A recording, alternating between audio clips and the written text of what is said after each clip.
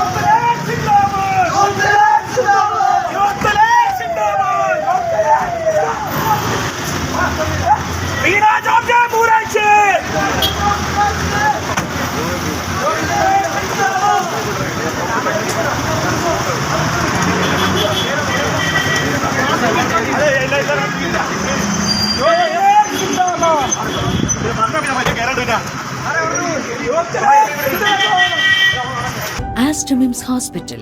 We'll treat you well. Chala